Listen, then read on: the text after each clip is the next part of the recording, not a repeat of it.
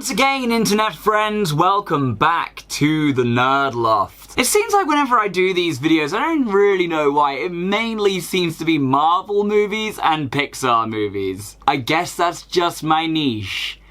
I don't know. Maybe I'll end up watching other films eventually as well. I mean, Jurassic World Dominion's out as well. So maybe I can extend my niche to Marvel movies, Pixar, and dinosaurs. God, imagine if they ever combined all three. Would that be like my perfect movie? I don't know. But either way, there's a new movie out. I managed to make it to the cinema to see it, so with that in mind, let's get into it. Lightyear is the brand new movie from Disney Pixar Studios. I think it might be the first Pixar movie that has been released in cinemas for some time, because lately they've had a stint of releasing them straight onto Disney+, but this one has managed to make it straight into cinemas. I don't really know why there's been a lot of confusion about what this movie is. Essentially, there is an opening statement at the start of the film, which I think they missed a trick in not making it a crawl up the screen like Star Wars style. But it says, in 1995, a boy named Andy got a toy from his favorite movie. This is that movie. This is basically saying, in the world of Pixar, this is the film that influenced the toy that Andy got in Toy Story. What a lot of people have confusion over is whether this is meant to be a film that got released in 1995 that Andy went to see, whether this is based on a real person that went to space in that universe that had a film based on them that the toy came from, why Chris Evans is voicing it in the same universe and Tim Allen isn't. People, it's called suspension of disbelief. You just go with it. And as far as the reason why Chris Evans is voicing Buzz Lightyear in this movie, not only is Chris Evans a great actor, not only can Chris Evans sound convincingly like someone who would play Buzz Lightyear in a Buzz Lightyear movie, not only does Chris Evans look like someone who would play Buzz Lightyear in a live-action Buzz Lightyear movie, it also says that in-universe in this movie, the producers of Buzz Lightyear hung on to the voice actors' rights and didn't release them for use of toys, so they had to get someone else to voice all of the merchandise for the movie.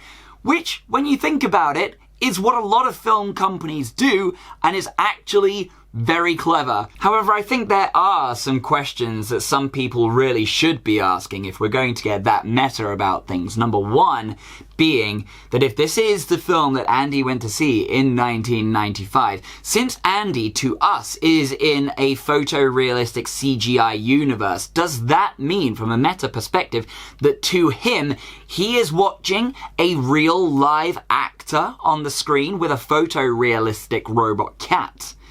From his perspective. Think about that. And number two, if this is the film that Andy went to see in 1995 and enjoyed so much that he wanted the Buzz Lightyear action figure, how come he enjoyed it so much and didn't want socks as well? Of course, to pull back the curtain a little bit, I did ask this question, and I had it pointed out to me by someone that it's obvious from the end of the first film, Andy's family are a dog family, not a cat family. But as far as the film goes, there are some other questions I could be asking. Did this film need to happen? Not really. Is it a little bit of a cash-in on something that's nostalgic from over 20 years ago now? Probably. Was it an enjoyable film? Yeah, I did enjoy watching this film. Do I think it's a good kids movie? Maybe not. Now, this is for a couple of reasons. I've found that Pixar, as a company, with their films, they generally try to give their films a message or a meaning of some kind. And in a lot of these instances, it's either very subtle or is strong enough to hit home as a reason that the film is being made. However, I feel like in Lightyear, it was kind of crossing the streams a little bit. It was so unsubtle, the message that they were trying to send, but it was also in a film that it didn't warrant that having the reason behind it being made. So it was actually kind of a clash of interests, almost. It's almost like they were trying to hit the beats of a Pixar movie and send the message, when it was like, I don't really need to have this message sent to me at the moment. I'm just enjoying a cool Buzz Lightyear film. So I feel like either this message is going to really hit home for kids while watching this film, or it's going to be a little bit too much you got chocolate in my peanut butter, mixing the two together to be like, why is this happening at the same time? The balance needed to be a little better. As for things like the acting and the story and the animation in the film, I really enjoyed all three of these aspects. I think the storyline was good. I think that you got exactly what you would expect out of seeing a Buzz Lightyear movie, unless it was going to be a little bit less Origins-y and a little bit more, hey, there's this intergalactic thing of Star Command, and it's a little bit like a Green Lantern movie, but it's changed up for Buzz Lightyear. Because I feel like if Andy really did see this film in 1995, and enjoyed it so much that he wanted the Buzz Lightyear toy, then Buzz Lightyear would be more of an action hero and less of like a flawed hero that learns a lesson throughout the film, even though he is the focus of the film.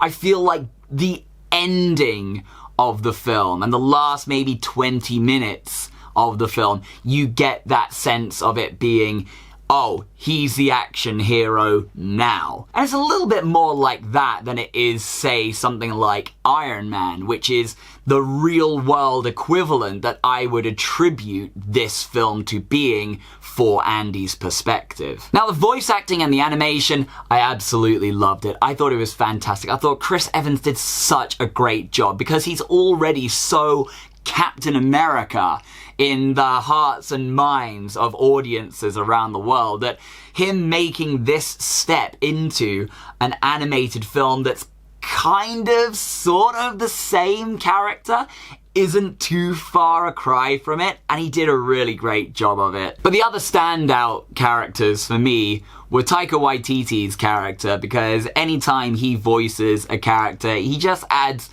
so many subtle comedic nuances into his voice that you just can't help but love the characters that he plays. Yeah, there's a lot of Korg in his character in this film, but it's separated enough that you can actually enjoy it for what it is. And if you know anything about this film or have seen anyone talking about this film, you will appreciate that Socks is the character that steals the show. There are so many moments in it that they made choices in the script or the action for this cat that you just kind of go, that was a really odd choice, but for some reason it ends up being very funny because it's so out of context for a cat. Short sidebar, immediately after watching this film, we came back and immediately put on the first Toy Story.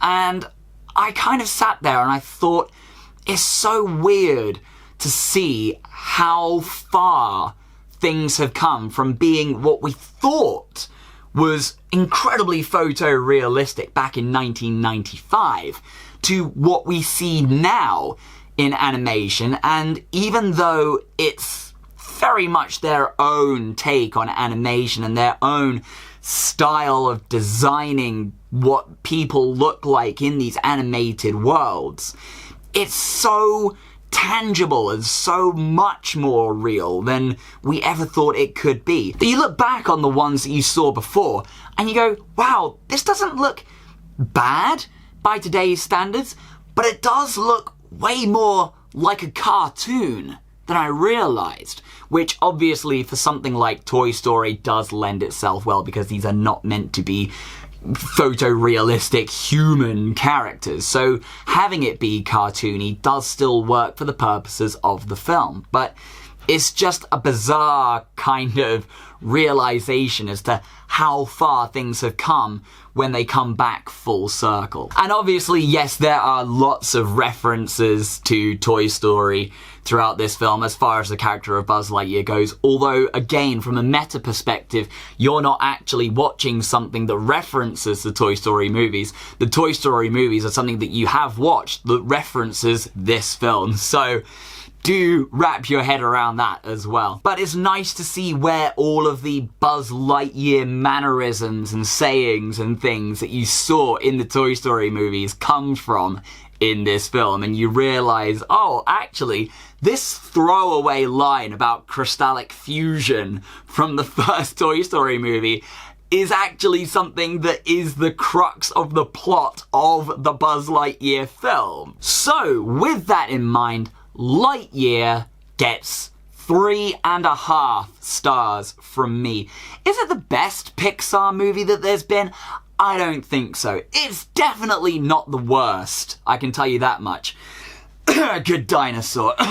But for me, there are other Pixar movies that are way, way up on the scale that I would probably re-watch before I got down to Lightyear on the list. And yes, it is great that they are branching out and using some of their own intellectual property for new projects, which I quite like. But at the same time, I feel like what makes it innately Pixar was a little bit misplaced. So, Lightyear, have you seen it? What did you think about it? Would you watch a sequel to this movie? What do you think a sequel would be about? And what other intellectual properties of Pixar would you like to see a resurgence of in a new form? All comments are welcome in the comments section below. Let's talk nerdy. Don't forget, we are still releasing our podcast Back to the Reviewture, which I am now releasing on this YouTube channel, so you can subscribe to it on here